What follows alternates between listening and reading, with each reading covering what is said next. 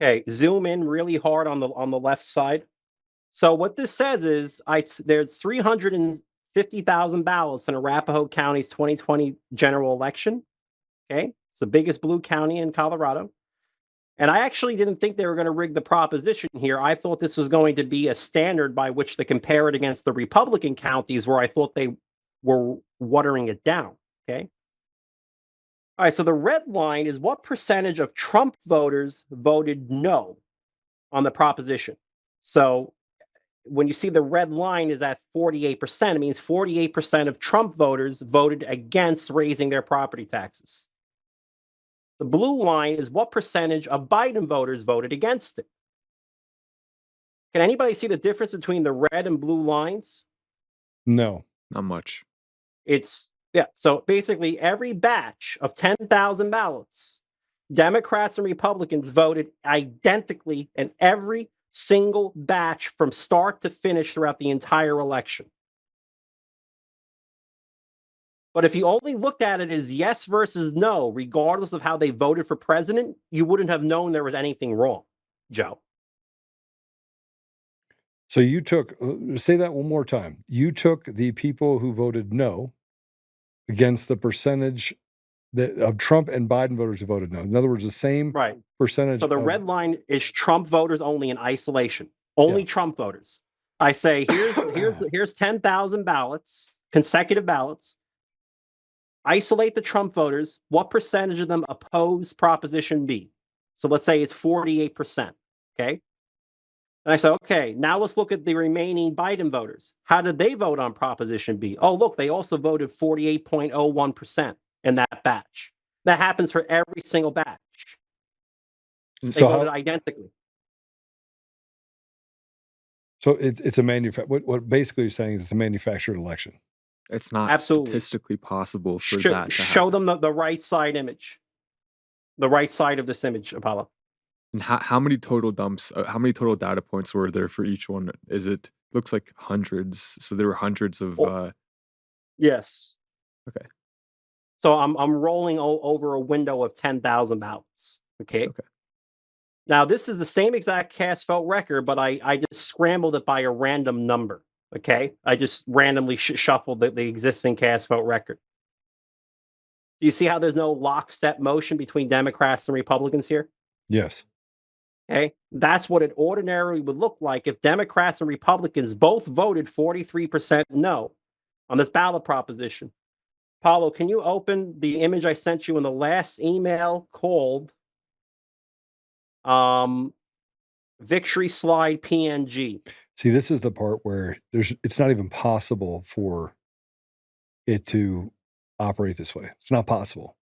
That's why Gina Griswold is on news on CNN telling them, oh yeah, we have to make sure Tina stays in prison. She's a criminal. We can't have her getting out. And then people looking into this because she knows she's going to be going right where Tina is right now once all this. I hope she gets the death penalty. It is treason. Oh, they were trying to do a Tina on me, what we're going to get to later in the show, that they were trying to walk me into a huge perjury charge when I show you how they changed the cast vote record.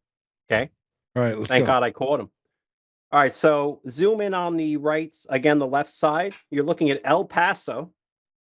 And again, the red line is how Trump voters voted on Proposition B in El Paso. They voted about 63% no. Okay. And Democrats voted 33% no in the blue line. You guys see that? The red line is 63, and Democrats are around 33. And you'll see that in pretty much every county in Colorado. There's a 30 to 40% difference in how Democrats and Republicans, or Trump and Biden voters, voted on this ballot proposition, which makes sense. Okay. But now notice that the cumulative percentage of Republicans is going down. You see that? Yes. Yes. That wasn't, it was a red flag, but it wasn't a smoking gun because El Paso's a red county. So I said, oh, it looks like they're watering down how Republicans voted on it. Well, let me go to a blue county like Arapahoe, where there aren't many Republicans, because they wouldn't alter the choice there very much, would they? And then I got that lockstep motion pattern. Now show them the right side of this image. So look at El Paso on the left, 30% difference between Democrats and Republicans, and then look at Arapahoe You see how the red line is actually under the blue line in Arapahoe? That's the cumulative percentage. Okay. They voted identically the same. Now pull up image 1, Apollo 01. This is their new cast vote record that they uploaded. This is I know it's a shitty graph, but it's the cumulative percentage. This is the new Arapahoe data. Republicans are the blue line here, and Democrats are the orange. But I didn't do any artistic work because no artistic work needed to be done. It now says that 63% of Republicans voted against it in Arapahoe, and 30% of Democrats voted against it in Arapahoe. So they uploaded a new cast vote record for the 2020 election in March of 2024, just as our court case is about to go to trial in June.